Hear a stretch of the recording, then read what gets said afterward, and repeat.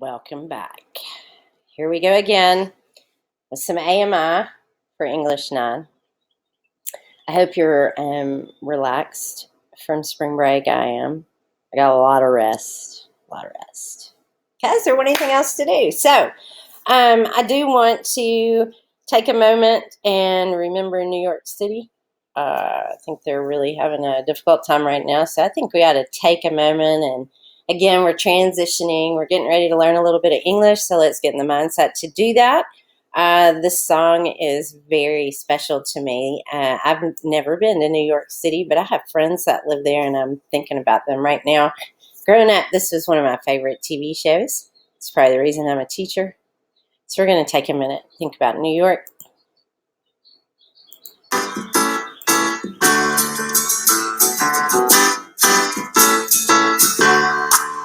Welcome back.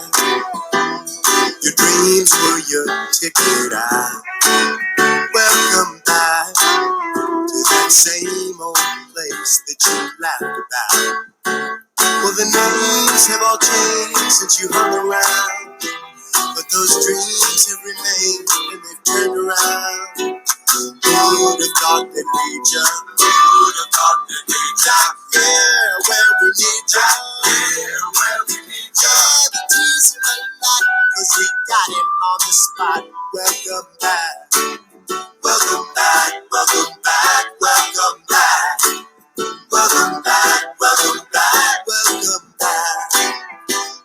We always could spot a friend. Welcome back.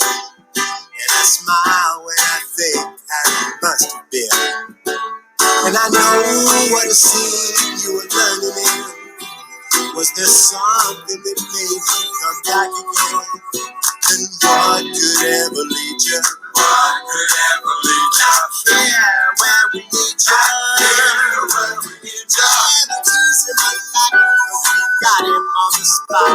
Welcome back. Welcome back. Welcome back. Welcome back. Welcome back. Welcome back. Yeah, we tease him. So that was a TV show that I grew up watching called Welcome Back, Kotter, and Mr. Kotter was a teacher. So anyway, thinking about New York, it's overwhelmed right now. So if you know some people there, send some prayers their way. Okay, and this song was about, a guy who had left and was coming back to his hometown. A journey, which is still what we're talking about. Our goals this week, we are going to have just like we have in class. You know how we have a format. You come in, you read the board, you figure out where you're supposed to sit, what supplies you need for the day. And then, I go over what our goals are. Like, here's what we need to be able to do by the time we leave class today. Then we transition and kind of warm up and then move into the actual working. And then at the end, we wrap it all up, kind of summarize, here's what we did today.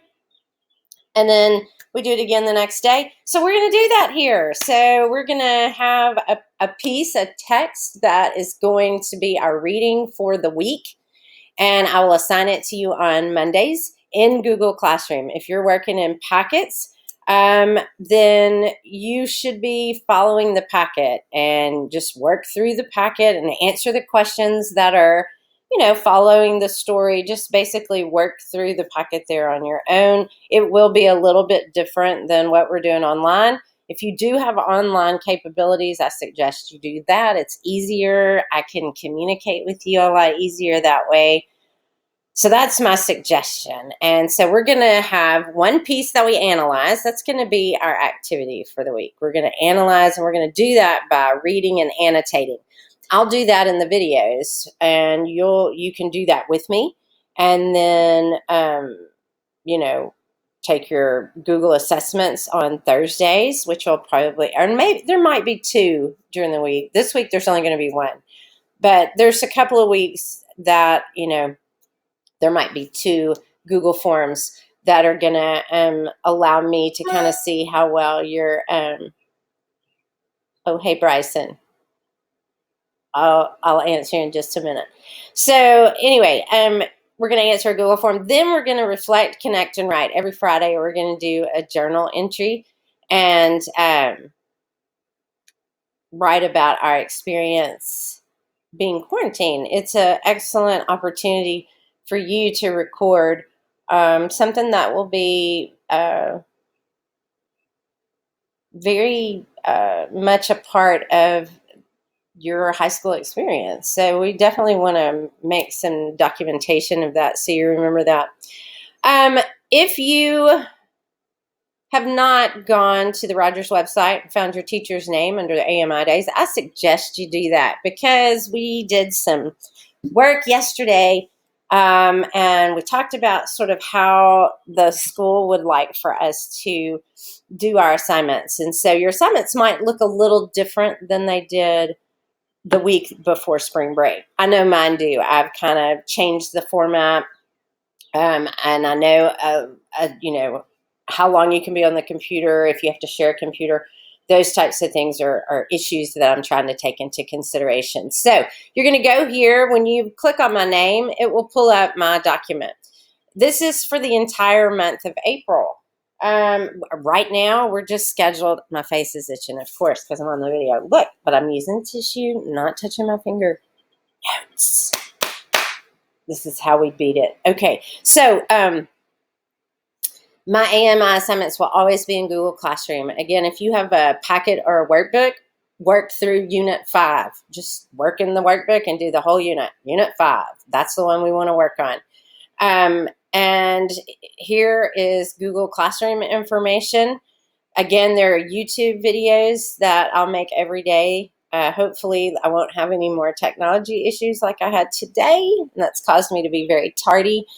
But I'll update this calendar in here too. So, this will be our hub where you need to come and look to see, okay, what am I supposed to be doing this week? Our big essential journal entry question that we're going to answer every Friday is what can we learn from a journey? And that's what we're trying to apply to our own lives. Our goals are going to be the same every week. We are reading to determine a central idea, or another word for that is theme. We're also trying to determine the meaning of new words by breaking them down into parts. Like suffixes and prefixes, or we're trying to use context clues to help us figure that out. Sometimes we have to think, is there another word that sounds like this? And if so, maybe they're related. And so that could help us too. So 3 strategies for trying to figure out the meaning of words. And then we're going to write using active voice. We're going to try to not use passive voice in our writing on Fridays in our journal entries. We're going to try to really be descriptive. This is just an overall document that allows you to see the dates along with what that week entails. What's the piece that we're reading that week and what type of piece is it? So, for example, this week we're back. This is why this is all grayed out. This is over. Do not go backwards. If you're just now getting online, like you just got a Chromebook or something from the school, just start with today, man. Start on 331 and work your way that way, okay? So we're going to be doing the ugly duckling. That should sound maybe a little familiar to some of you. And then this Friday, of course, we will have a journal entry prompt, which will allow you to reflect on your experiences being at home. Next week, there's our piece. The week after that. Should we go back to school on the 20th? Okay. We've already got our schedule worked out, so we're good. Either way, any which way, we're all good, y'all. Here's the calendar. This gets a little more specific. Like, for example, yesterday, you didn't have any instruction because it was still spring break. Today, our job is to read the Ugly Duckling background and author information, figure out who wrote this, and then we're going to read and annotate the first 3 pages. I'm going to model how to annotate. Again, we'll do the same thing tomorrow. It'll be much shorter tomorrow, I hope, and we'll annotate 3 pages. 3 pages ends up being about 15 paragraphs, so a pretty doable amount. On Thursday, we'll finish it, and there'll be a Google assessment for you. So you'll definitely want to log in and take that. That kind of lets me know how you're doing and allows me to communicate and give you feedback on whether or not you're grasping these skills as we annotate. Like, can you find literary devices? Can you figure out words? This assessment we'll, sort of test you on that. And then finally, our journal entries. These are going to be the summative assessment. We're going to put all these journal entries together and publish them. So this is going to be our summative assessment for this unit. We're not going to write an essay. We're keeping a journal. So that's going to be what we're doing. Anyway, this goes through the whole 30 days of April. Again, if we go back, okay, we'll be doing this in class. There you go. And I'll update this probably every day or every couple of days. So come in here if you have questions, always email me. That's another thing. I will have some office hours going on. And, I didn't add that. So I'll add that on here today at the end of this video so that you'll know when my office hours are. And I'll be available on Google Meet. So I'll let you know about that on this form when we get done with our work today. All right, so we've already gone over what our routine is going to be. This is what it's going to be like every week. We get a piece to read. We answer questions about it. We write in our journals on Friday. So very much a routine. Hopefully that will help make English very manageable for you at home. All right, on to the story. Okay, the title is The Ugly Duckling. The author is Hans Christian Andersen. Very popular for writing children's literature. And so this is traditionally a children's story, but it has the traditional plot structure. It's got some really cool literary devices that we can examine. And it's got some words that will allow us to build our vocabulary. So thinking about plot structure, that's this over here. We've looked at this in class before. This very same one, we've got exposition. And in this part of the story, we know who the characters are, what the setting is, and we get introduced to the conflict, like what's going to be the problem. This part of the story builds that problem. Our character is not successful. The conflict is winning. Here, something changes. Like the story cannot go on like this. We're not going to just keep reading about our character failing over and over and over. So something's got to give. He either needs to be successful or he truly needs to fail. And then we spend the rest of the story talking about how great life is since he overcame it, or how horrible it is since he didn't. And then finally we get to the end of the story. And this is where we get the message from the author, because we can put all of this together and we can see what he wanted us to learn about life, about ourselves, about love or war by getting to the end of the story. So that's kind of the resolution. It's the wrapping up of the last little loose ends and making sure that the readers get the message. Vocabulary words in here. This really isn't a really challenging piece as far as vocabulary. There are going to be a few, but there's some great sentences in here. So, looking at syntax and how those words are arranged, how when we write complex sentences, what words allow us to express contrast in a sentence, like two different ideas in one sentence. So that will be part of this determining the meaning of words. And then finally, being able to identify the theme, this big word right here, theme. Sometimes people call this the central idea. So like on an ACT question, it will say, what is the central idea of the passage, or what is the theme of the passage? Themes tend to be more with stories. Central ideas, I think, apply more towards like information, like informative pieces. All right, so, the theme is the main, I love it when I make mistakes. The theme is the main message passed on through writing, while a topic is the major subject explained in writing. So there is a difference between theme and topic. The topic is very general. It can be one word, like love, war, equality, something like that. The theme is, what about love? What about war? What about equality? So, for example, if our topic is love, then our theme might be, love is wonderful, but it's also kind of painful. And there's, you hear that Axl Rose, every rose has its thorn. So Guns N' Roses, that's about love. It's great. It's beautiful, but ouch. Sometimes it's painful. Okay. Another topic might be like discrimination. There's the topic, the big idea. So what about discrimination? And there's this old saying, I know you're familiar with it. Don't judge a book by its cover.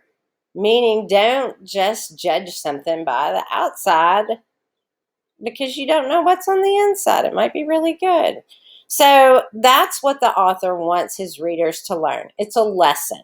So a theme usually is a little bit longer than a topic. A topic can be one word. So we're looking or reading for the theme of our story. Okay, so I would split this assignment up. Again, this story is multiple pages, so I would do 3 today. This should take you through like paragraph 16, I think, today is going to be our goal. We'll add 3 more pages tomorrow, which I think will take us through paragraph 30 something. I'll update this for us again tomorrow. But again, today, it's just paragraph 16.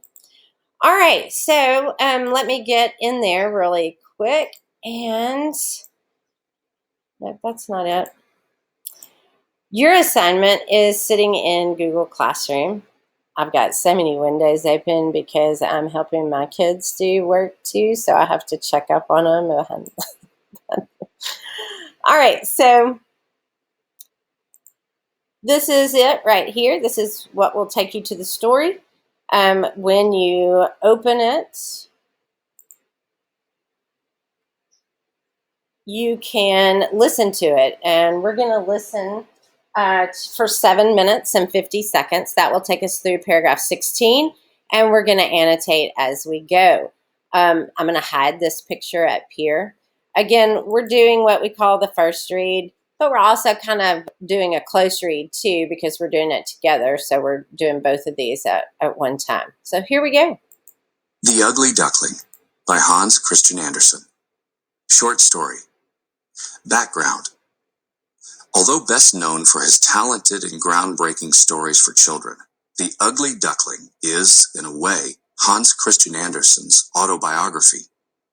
Throughout his life, Andersen considered himself to be an outsider, and he struggled with some of his closest personal relationships. However, he loved to perform his stories aloud to children and entertain them as he read. About the author.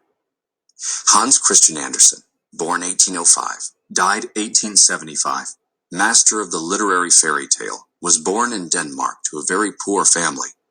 After attending the University of Copenhagen, he wrote several novels, a play, and several volumes of collected tales for children. Children all over the world have read and enjoyed these timeless tales. The Ugly Duckling by Hans Christian Andersen. It was lovely summer weather in the country, and the golden corn, the green oats, and the haystacks piled up in the meadows looked beautiful. The stork, walking about on his long red legs, chattered in the Egyptian language, which he had learned from his mother. The cornfields and meadows were surrounded by large forests, in the midst of which were deep pools. It was indeed delightful to walk about in the country. In a sunny spot stood a pleasant old farmhouse close by a deep river, and from the house down to the waterside grew great burdock leaves, so high that under the tallest of them a little child could stand upright.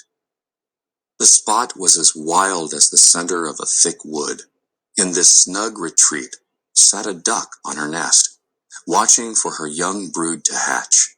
She was beginning to get tired of her task, for the little ones were a long time coming out of their shells, and she seldom had any visitors.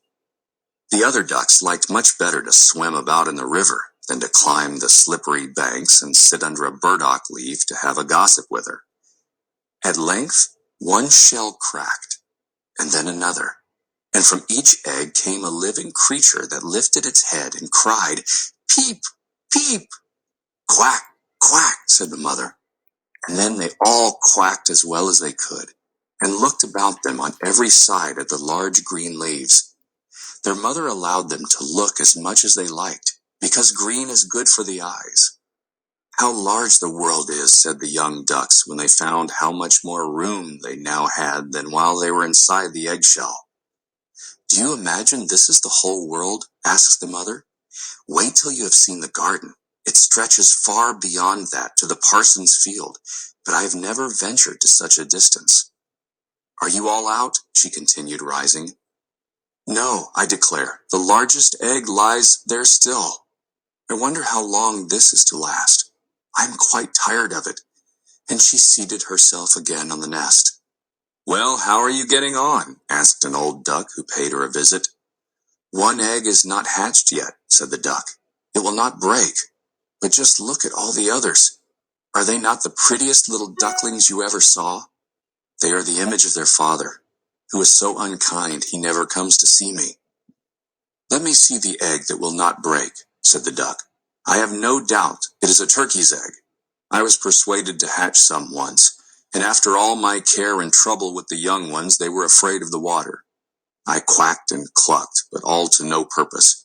I could not get them to venture in. Let me look at the egg. Yes, that is a turkey's egg. Take my advice, leave it where it is, and teach the other children to swim." "I think I will sit on it a little while longer," said the duck, "as I have sat so long already. A few days will be nothing." "Please yourself," said the old duck, and she went away. At last the large egg broke, and a young one crept forth, crying, "Peep! Peep!" It was very large and ugly. The duck stared at it and exclaimed, "It is very large and not at all like the others. I wonder if it really is a turkey. We shall soon find it out, however, when we go to the water. It must go in, if I have to push it in myself." On the next day the weather was delightful, and the sun shone brightly on the green burdock leaves. So the mother duck took her young brood down to the water and jumped in with a splash. "Quack, quack!"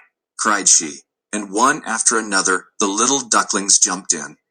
The water closed over their heads, but they came up again in an instant, and swam about quite prettily with their legs paddling under them as easily as possible. And the ugly duckling was also in the water swimming with them. "Oh," said the mother, "that is not a turkey. How well he uses his legs, and how upright he holds himself. He is my own child, and he is not so very ugly after all if you look at him properly. Quack, quack, come with me now. I will take you into grand society and introduce you to the farmyard, but you must keep close to me, or you may be trodden upon. And, above all, beware of the cat." When they reached the farmyard, there was a great disturbance. 2 families were fighting for an eel's head, which, after all, was carried off by the cat. "See, children, that is the way of the world," said the mother duck, wetting her beak, for she would have liked the eel's head herself. "Come now, use your legs, and let me see how well you can behave. You must bow your heads prettily to that old duck yonder. She is the highest born of them all, and has Spanish blood. Therefore she is well off. Don't you see she has a red rag tied to her leg, which is something very grand, and a great honor for a duck.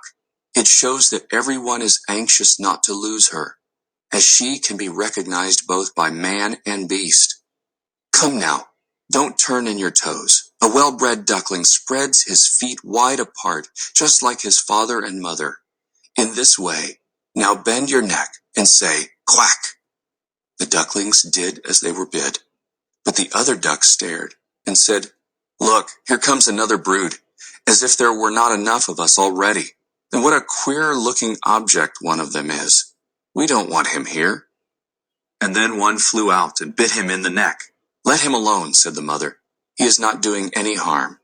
"Yes, but he is so big and ugly," said the spiteful duck, "and therefore he must be turned out."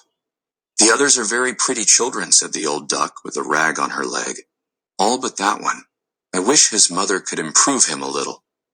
"That is impossible, your grace," replied the mother. "He is not pretty, but he has a very good disposition, and swims as well or even better than the others. I think he will grow up pretty, and perhaps be smaller. He has remained too long in the egg, and therefore his figure is not properly formed." And then she stroked his neck and smoothed his feathers, saying, "It is a drake, and therefore not of so much consequence, I think he will grow up strong and able to take care of himself. The other ducklings are graceful enough, said the old duck. Now make yourself at home, and if you can find an eel's head, you can bring it to me. Okay, so pretty easy story to follow. Again, exposition does its job. In the very beginning here, we have all of these great details about the setting. It's a natural setting, and we get all of the details about even what type of leaves there are and sort of what the farm yard looks like. Here we've got some automatopoeia. Notice I didn't spell it. I wasn't sure if I was spelling it right when I wrote it on here. Those are words that sound like they are, or the noise that they are talking about really sound like the word itself. And that's true for peep, peep and quack, quack. How appropriate, right around Easter. So anyway, and then we get our characters. We know that we have a mother, and she is having some eggs that are hatching. We've got some alliteration here. Green is good for the eyes. Nature is good for the soul. Never has that probably been more true than it is right now for us. We also have an indicator of what's going on, like maybe even a hint at what our story is going to be about. Right here, when the outsider comes in and says, let me see the egg that will not break, I have no doubt it's a turkey's egg. So immediately the author is saying this one's going to be a little different. This egg is not going to be like every other egg. Foreshadowing is this technique. The author, again, is setting you up to see that this one little chick is not going to be like the other little chicks. So thinking back to, our theme, does this start to sound familiar? What happens when you stand out? Think about those experiences that you've had where maybe you didn't fit in, and what were the consequences of that? Sorry, my hair is not doing very well today. Okay, so finally he broke out. He was large and ugly. Everything, the duck stared at it and said it's not like the others. Again, foreshadowing of what's about to happen. But the mother is very defensive. Most mothers are. They can get onto their kids, but you talk about their kids and woo! So she kind of is like that. She's very protective of him, and we know that because of this next part down here where she sees his talent. She looks at how well he swims, and she becomes very proud of him because she thinks he's awesome. Like, he's got all these talents. So she's talking about, how she can't wait to take him and introduce him to everybody in the farmyard. The farmyard would be symbolic here of society. And this is where our conflict is going to start to build. So we know immediately the beginning of the conflict is this duck is not like the other ducks. Then we're going to go join society, and we're going to probably have this difference stand out even more and cause our character to have an internal conflict as well. So we'll see if that's gonna happen here.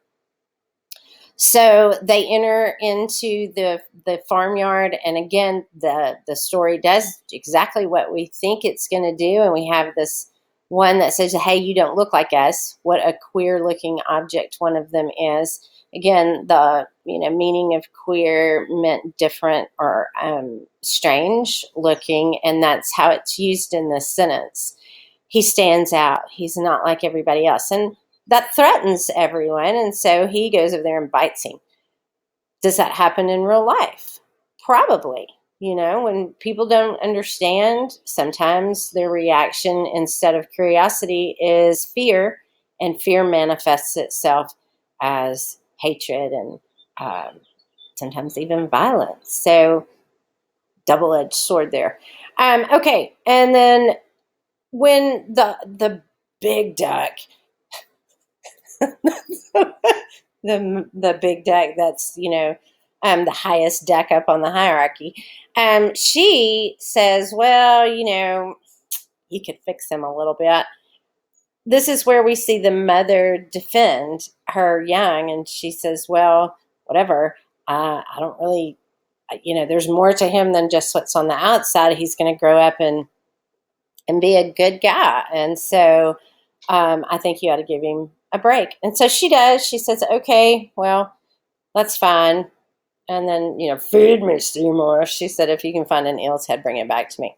Okay, so that's what we're doing today. Tune in for tomorrow's section. We're going to read 3 more pages again tomorrow, probably about 15 paragraphs. Hopefully we'll go a little faster tomorrow because I don't have to acquaint you with all the stuff. But we'll do a catch-up.